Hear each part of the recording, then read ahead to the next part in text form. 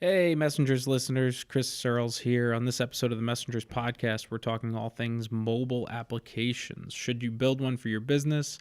How much do they cost to develop and maintain? And we provide some specific options small businesses have as an alternative to investing in a custom mobile application. So stay tuned.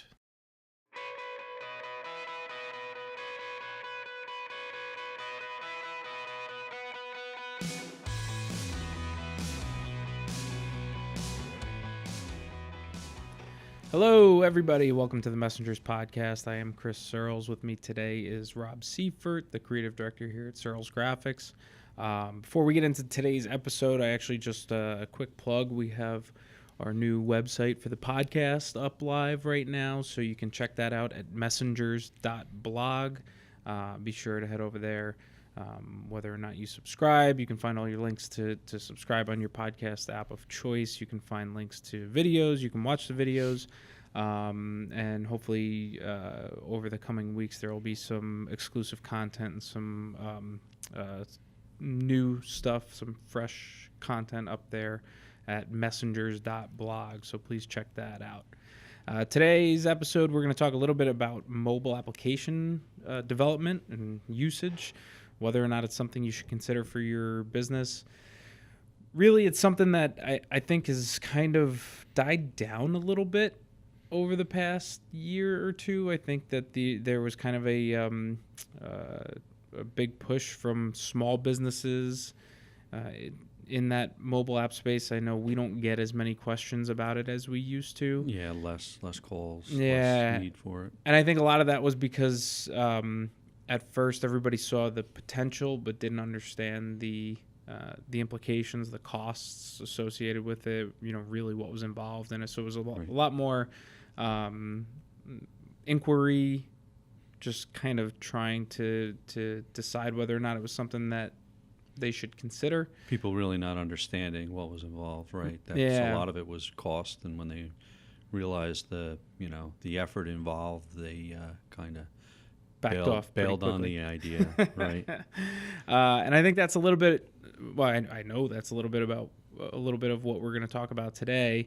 Some of the costs involved, and I know that they tend to surprise people when they find out how much it actually costs.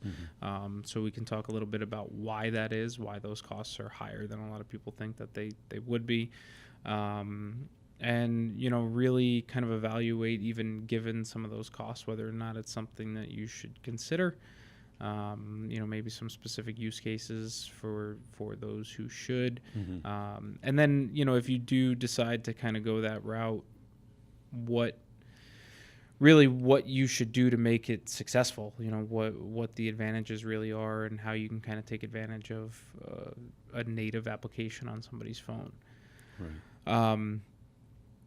I guess starting point there is cost. What does it actually cost to build a mobile app? My general starting point that I tell people is you can do something. I think the first step to understanding the costs, I guess we should start there, is understanding what you're building.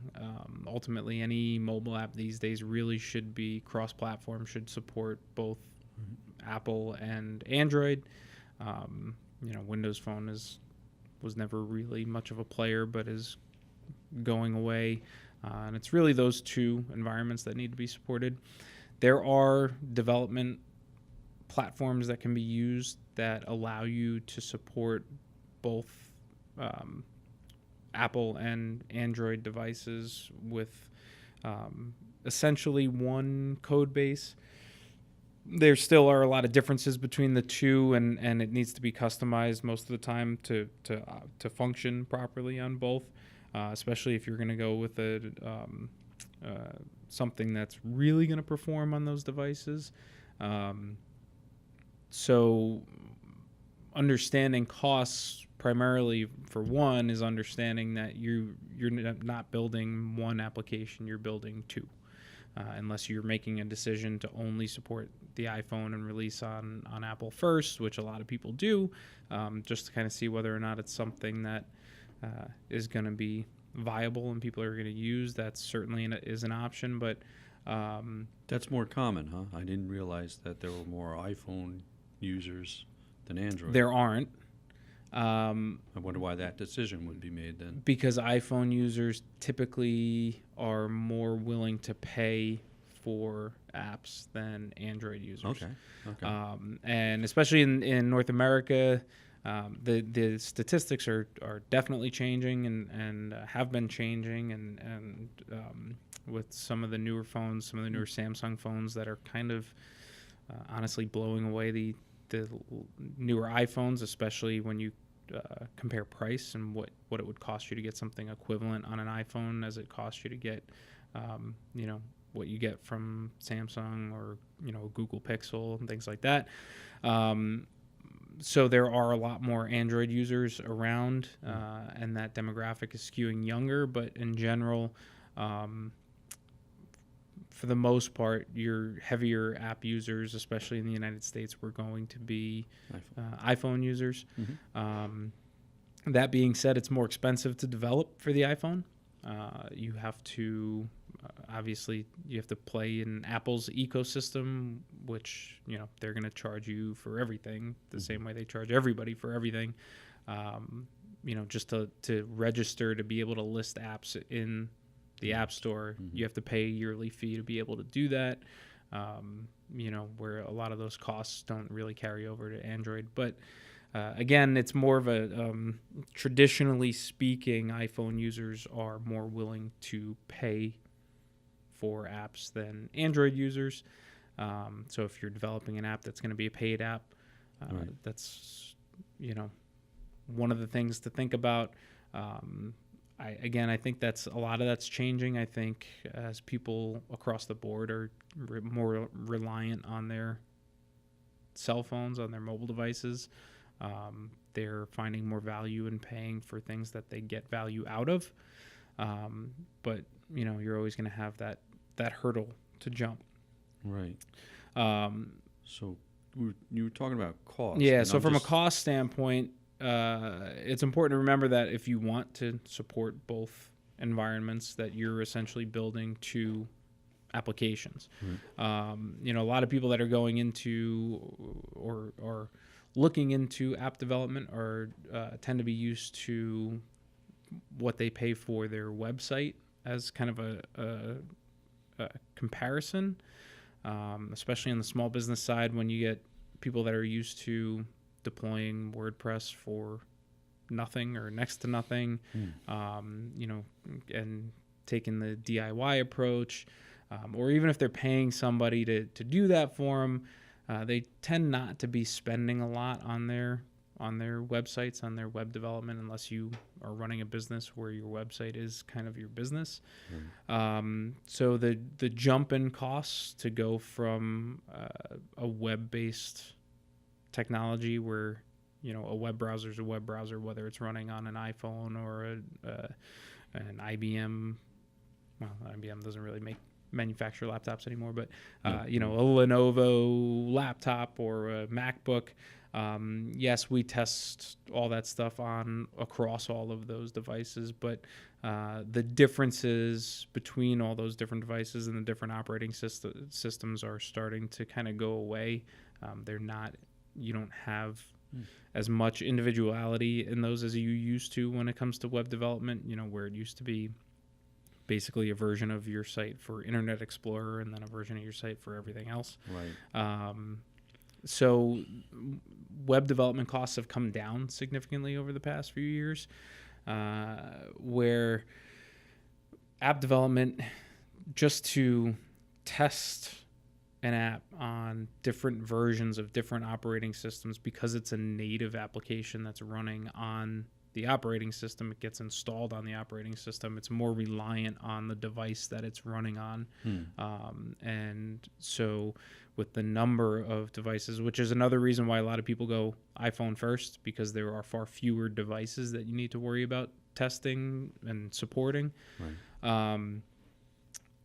So that alone adds a lot to your costs, just testing across those devices. And then for devices that you've not tested against, or device operating system combinations that you've not tested against, that where you have some issues and those issues start to be reported, fixing those bugs, maintaining the application, supporting new versions of the operating system, keeping it up to date.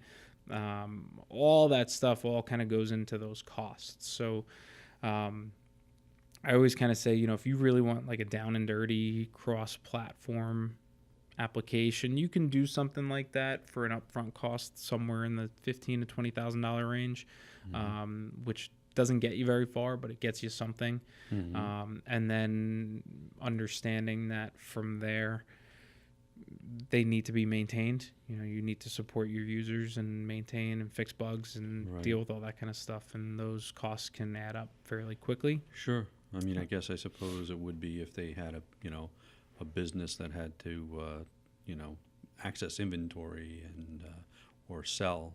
There's a lot more involved in something like that. Yeah, or you're looking at, again, for a long time it was people looking at, they had an app idea and that was going to be their business. Right. When that's your business, there's this, tends to be this idea that because it's software, it's not a tangible asset. I don't need to invest as much in starting that business as I would need to if I was starting a storefront or, where I needed something, where I needed equipment or, some more tangible costs, hard costs in starting that business. But if you're not writing the thing yourself on nights and weekends and you don't have the ability to do that and you need to hire engineering talent and either outsource that or hire somebody to do it for you, it's important to remember that doesn't come cheap. When you're talking about engineers that on average are making $130,000 a year with stock options, and for anybody that's going to be worth what you're going to pay them, just imagine two of those people working for a month on just your app alone. Sure. If they can get it done in a month, and what you would have to spend to get them to do that. Right. And then what it's going to cost you to maintain that. Right. Beyond. So I guess it would have to be a pretty good idea to warrant the cost. Yeah. For a new business. But what about like I'm thinking about like an industry like real estate, say. There's some apps out there that I know about, but how about like individual realty companies? I mean, would that be beneficial to them, do you think? I mean, it certainly could be beneficial, right? I mean, there's a reason people ask about it. It's because if you can do it right and you can find a way that's going to add value to somebody, then sure, it can be beneficial. Real estate, when you're now competing with the likes of Zillow, right? Redfin, whoever you use. I mean, Zillow's kind of the monster on the software side of things there. Whether or not you feel like that's worth investing the money in to try to compete with somebody like that, to promote just your own listings. Right. Yeah. Well, for a realtor, but I'm saying if you're talking about like a company, like some of the bigger real estate companies out on Eastern Long Island that deal with these multi-million dollars in properties in the Hamptons, I mean, maybe a Corcoran or somebody like that would find it necessary to have an app that's going to, help them compete with that Zillow. Could be. I mean, I think where you would then find value in that is differentiating it from just what you can get out of Zillow. I can go on Zillow and I can find every listing that's on MLS and what it's listed for, pictures, all that kind of stuff. Where if you're dealing with that kind of a clientele where you have clients that are either buying or selling $20 million homes and something like that might warrant a more personalized experience where you're downloading an app, creating an account for yourself. That's going to be maybe the central focal point of all your communication with your realtor and where there could certainly be value in something like that. That's going to provide a lot more, much more personalized experience and a lot more than that person can get just by browsing listings on Zillow. And, being more active and engaged with individual users and doing something like that. Sure, I could certainly see some value in that, especially for a corporation of that size that could afford to, to build an app that was that dedicated to, a personalized experience. Right. I think we've been talking lately about using an app for, say, marketing purposes, or even, as a sales tool. And the idea is kind of knowing your client base. Are you going to be able to reach enough people to get the value out of it that you want? So for small businesses who are trying to decide whether or not it's something that they can use to serve their customers, if you had to spend $50,000, $60,000, $70,000 to invest in that, are you going to get that return out of your customer base and out of whatever added value your app can bring to that customer base to make it worthwhile to make that investment? It's tough to determine that, I imagine. I mean, that's why we get the requests and people realizing they can't pay the price, because, I think of something like a restaurant. Say they wanted to create an app that's going to make ordering takeout food easier, maybe their own, instead of using an app that's existing for making reservations included in their app, how much value is that going to add to their business? Right. And not enough. And that's why those Right. other apps exist. Right. People have created those apps because it's valuable to consumers, right? For me, I use an app to order from the Chinese place, the sushi place. Sure. That we order from, and it's nice. It's convenient. It works well, but it's not their app. It's something that they pay to service. Be a member of, and Right.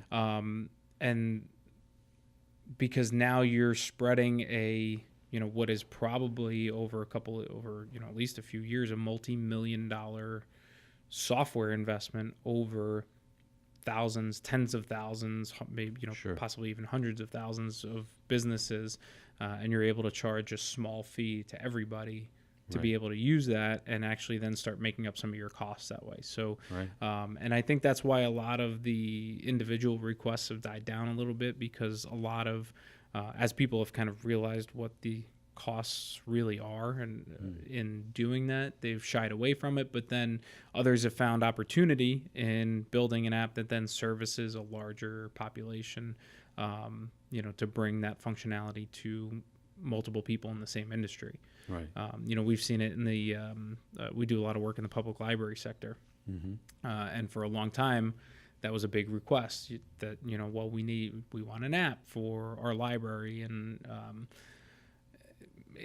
there was never going to be in the budget for a public library to be able to spend $50,000-$60,000 An individual library. yeah, Right. and how many thousands of dollars a year to maintain it. Where now there are people, I've not seen any that I've been impressed with, really. I'm sure there might be some out there, but there are a lot of people that have kind of found a way to do that, build, some generic functionality for libraries that they can use, deploy as their own app, and take it from there. So Sell it at a lower price point. Sure.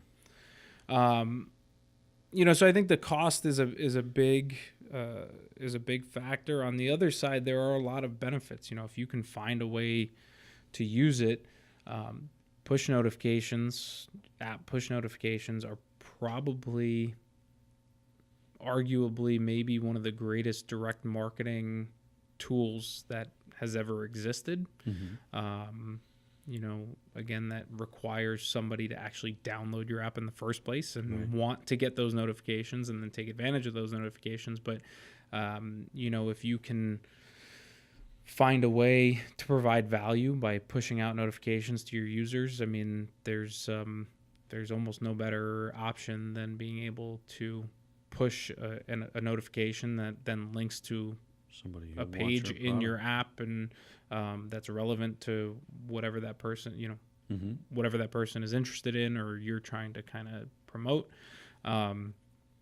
So if you can find a way, really, if you're looking at developing an app, how you can utilize push notifications is priority number one. Right. Because if you're not doing that, We all know you download the app once, you look at it, and then it just kind of sits on your phone, and you forget that it's there, and you never Right. open it again. Downloads are not really a viable metric when it comes to whether or not you're getting an ROI on your mobile app. It's really how many are people actually using it. Average daily users, weekly users, monthly users, and then is that correlating into whatever metric actually matters for your business? Right. Are you selling more product? Are you driving more people to use your app where you're selling advertising? Or whatever that means to you? But finding a way to utilize push notifications effectively is priority number one for sure. Right. Well, I just had a question in general, and it just, I don't have a real strong understanding of apps and how they make money. But look at a product like Waze, which is very popular. Everybody uses it. How did they make their money? I mean, They sold it to Google. Okay. Waze is kind of a weird. They're a little strange in general. Their model is a bit different. Yeah, it kind of seemed like they were always just kind of priming for an acquisition. But they sell now. If you go on Waze, you can actually see they do sell some advertising. So it does have a ton of potential for ads. It's always had a lot of potential for ads. So the ads are coming. Well, and they've already done it, and I've seen recently they're partnering with. I mean, it's really, excuse me, always been kind of the perfect partner for them. But I don't know if it was either Starbucks or Dunkin' Donuts or both, Right.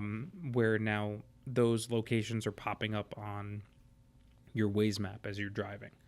So Right. there's Dunkin' Donuts over there. Oh, with their logo, right? Yeah. Yeah, so the locations are right there. So that's always kind of been a kind of a low hanging fruit, I think, for Waze and navigation apps in general. Right. The tricky part there is, how much are you selling screen real estate on an app where most of the people that are using it really are not supposed to be staring at their screen? Right. And I think that's why it's taken a little while for that to really come full circle, because it's kind of a sensitive topic that needs to be handled. But Right. But that's certainly what their model kind of always was moving towards. Yeah, that question kind of came up, when we were talking earlier about what I thought was an original app idea for finding restrooms that are available while you're driving. I see there's several of them now that I looked it up, and the fact that there's several of them and not one like Waze, made me pose that question: whether there, why isn't there one? How do you market an app idea like that and get yourself to be the Waze of available restrooms? Yeah, so we said we'll call it shits, SHITZ. That's what you said. I said poops. You got to pay George Costanza to market it for you. Well, that's really the question is, once you develop this app, what's the best way to market it? Maybe that's a different topic to talk about, but Well, it's important, right? I mean, Yeah. if you're going to spend that kind of money, you need to know that you have a some vehicle, some way of driving downloads. right. So there's a lot. I mean, if the app is your business, engineering virality, I mean, is a big topic these days in purposefully designing your app to not to go viral, but to have viral elements that have been engineered to be able to be easily shared and grow easily. Right. That's kind of a big thing. Using everything else at your that's within your means, whether it's your social media networks and things like that, and really trying to kind of leverage a lot of the other marketing reach that you've either already built or that you're planning on building because you're just kind of getting started. So, but yeah, that's a huge part of it. I'm sure there Yeah. are thousands of apps that have been developed that were amazing that nobody ever knew about, nobody ever downloaded because they just were not well marketed or they just hit at the wrong time. I mean, luck certainly plays a little bit of a role in it.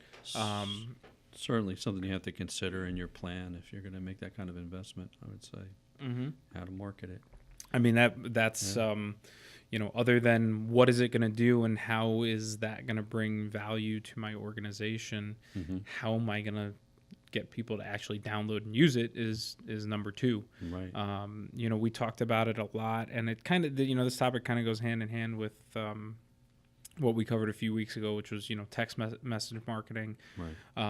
And, I kind of say now text marketing is the lower cost kind of way to achieve what a lot of people tried to achieve with app development in the first place, which was, how do I get my message pushed to somebody's phone, to somebody's mobile device? Apps kind of were the option for a long time. Now we have a much lower cost of entry into that market, which would be text message marketing, that you can push a link to your website and drive somebody to your website rather than a push notification from an app that brings them into your app. Right. And you really, if you're of a level where you can spend the money on the app and you can, you want to, that's going to be a part of your strategy or a part of your business or your entire business. The people that are using your app are kind of, the tip of the spear. I mean, those are your most loyal, engaged consumers for sure. Right. Same with text marketing. Your text marketing would be the next step down from that, right? They're going to be slightly less engaged, but certainly a lot more engaged than somebody that's just going to go to your website every once in a while, or somebody that's subscribed to an email list. But as we're kind of talking about, I don't want to kind of go back to text marketing entirely, but sort of an alternative to an app. It is. So, and that's that's kind of an important distinction, I think, these days, or something that's important to note is you really can kind of get the same value or almost an equivalent value out of a much lower cost in utilizing text marketing. And a lot of the issues are still the same, right? You still need to get people to subscribe to your text list and figure out a way to market that. And let me just ask quickly, again, we're just talking about text marketing now as an alternative, more affordable ends instead of an app. But you go to an app store. I mean, is there anything like a text marketing shop where you can go there and find a list of, because right now it's only point of purchase or, or you have to promote it yourself. And that's just, right off the bat, I'm thinking if there was a resource for text marketing where people could list their texting services. Business idea. There you go. There you go. We just thought of it. We want credit. If somebody builds that out, better then shut down early here and get to work on it. We want credit for it. I mean, I'm not aware of anything that kind of lists that. It could be interesting, just a place that, here are all the places that you can subscribe to their library text lists, services. And you get a, here's what they typically offer to their text subscribers. I mean, I certainly could see people using that. It's an interesting idea for sure. All right. But yeah, I mean, I think it's a good corollary. It's the text marketing and where that's come and how far it's come recently. To me, that's the way I look at it now is using text marketing effectively with your website is the lower cost alternative that doesn't really, I think that the difference in cost in developing an app versus using text marketing effectively with your website more than makes it a better option to go with text marketing and your website if you're not Gap or Right. a massive company that is going to still get a lot of value out of developing Sure. their app, and you have the staff there. Or again, if the app is your entire business, that's a different story, obviously. Right. And then you can use things like text marketing to help kind of in the development and the growth of your business and your app, and as kind of a complement to your mobile app.